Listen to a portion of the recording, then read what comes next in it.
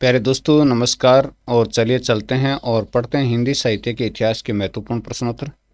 जय भारत रचना के रचनाकार का नाम बताइए। श्री मैथिली सन गुप्त की रचना है जय भारत। जय भारत रचना है वो मैथिली सन गुप्त जी की रचना है। चलिए, रुद्र संप्रदाय के प्रवर्तक कौन थे? रुद्र संप्रदाय के प्रवर्तक विष्णु स्वामी थे। रुद्र संप्रदाय के प्रवर्तक।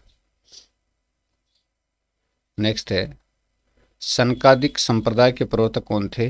निम्बार्काचार्य जी थे सनकादिक संप्रदाय के प्रवर्तक, निम्बार्काचार्य जी। चलिए नेक्स्ट, सनकादिक संप्रदाय में किसकी प्रधानता होती है? राधा की प्रधानता होती है सनकादिक संप्रदाय में, राधा की। चलिए नेक्स्ट, हिंदी साहित्य का संक्षिप्त इतिहास पुस्तक की रचना किसने की?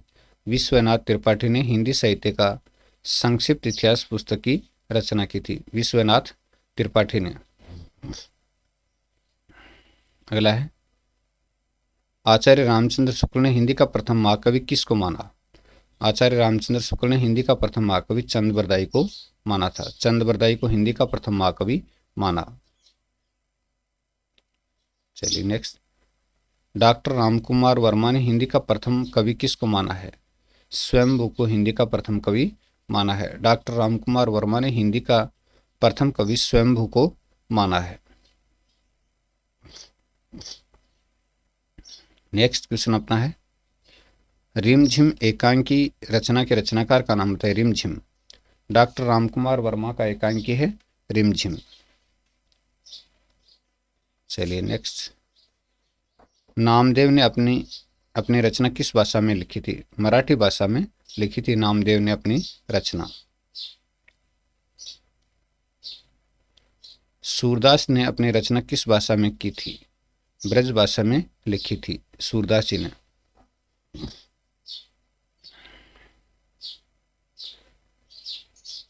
राष्ट्र मंदिर एकांकी के रचयिता का नाम बताइए। राष्ट्र मंदिर एकांकी रचयिता हरिकृष्ण प्रेमी का एकांकी है राष्ट्र मंदिर। धूप और धुआं किसकी रचना है? रामधारी सिंह दिनकर की रचना का नाम है धूप और धुआं।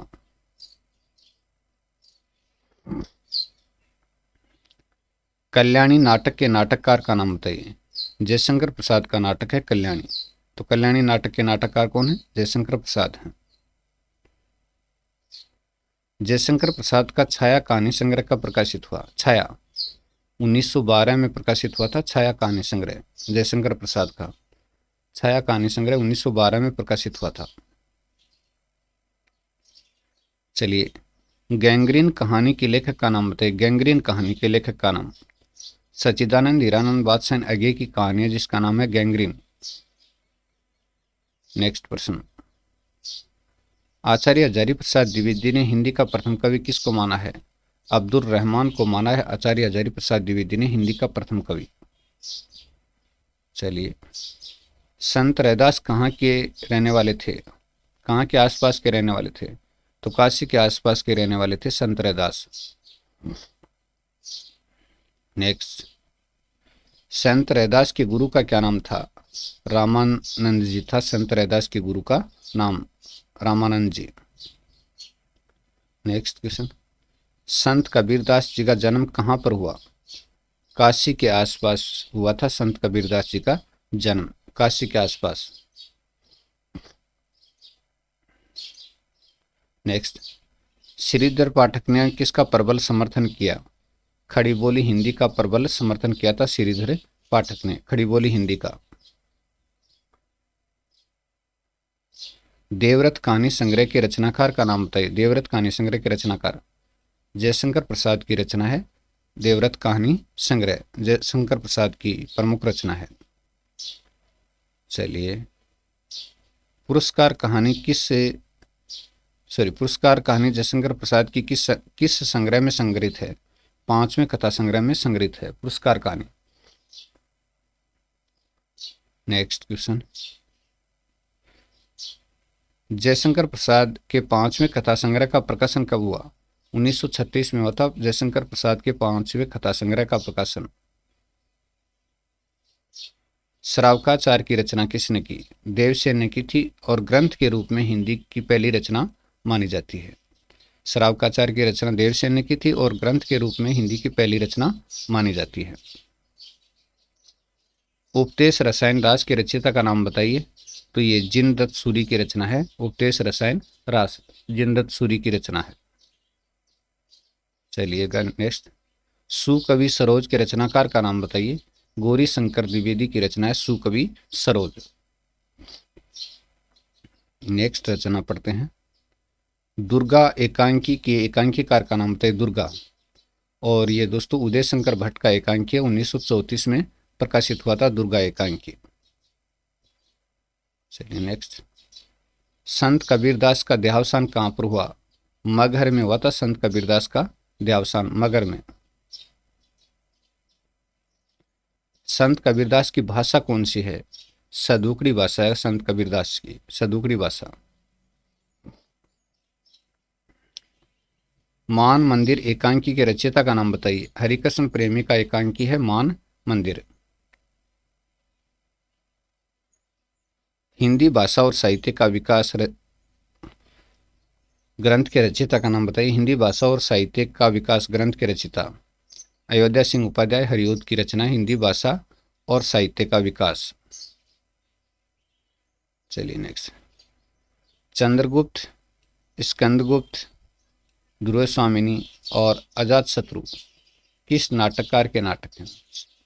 चंद्रगुप्त, स्कंदगुप्त, ध्रुव स्वामिनी, अजातशत्रु। तो दोस्तों ये जयशंकर प्रसाद के नाटक हैं, चारों प्रसिद्ध नाटक हैं। चलिए नेक्स्ट। कंकाल, तितली, इरावती।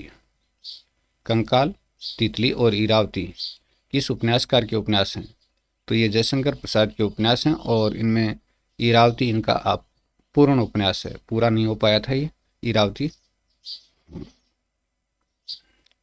कामायनी महाकाव्य के कवि का नाम बताइए। जयशंकर प्रसाद का महाकाव्य है कामायनी।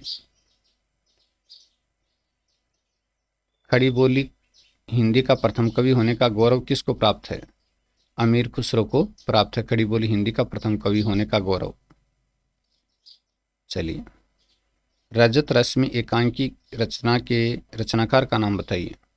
रजत रश्मि एकांकी रचना के रचनाकार डॉक्टर रामकुमार वर्मा का एकांकी है रजत रश्मि। अगला है सरोज समर्ति नामक लंबी कविता के रचयिता का नाम बताइए। सरोज समर्ति, तो ये सूर्यकांत त्रिपाठी निराला की लंबी कविता है सरोज समर्ति, और इसको हिंदी का शोक गीत भी कहा जाता है। और ये इन्होंने अपनी दिवंगत पुत्री सरोज की स्मृति के आधार पर लिखा था। चलिए। परशुराम की प्रतीक्षा रचना के रचनाकार का नाम बताइए। रामधारी सिंह दिनकर की रचना परशुराम की प्रतीक्षा। Next question. न्याय मंदिर एकांकी के रचयिता का नाम बताइए। हरिकृष्ण प्रेमी का एकांकी है न्याय मंदिर, हरिकृष्ण प्रेमी का एकांकी। दादू दयाल जी की वाणी का संग्रह अंगवधु के नाम से किसने किया? तो इसको थोड़ा सा करेक्शन कर देता हूं सॉरी।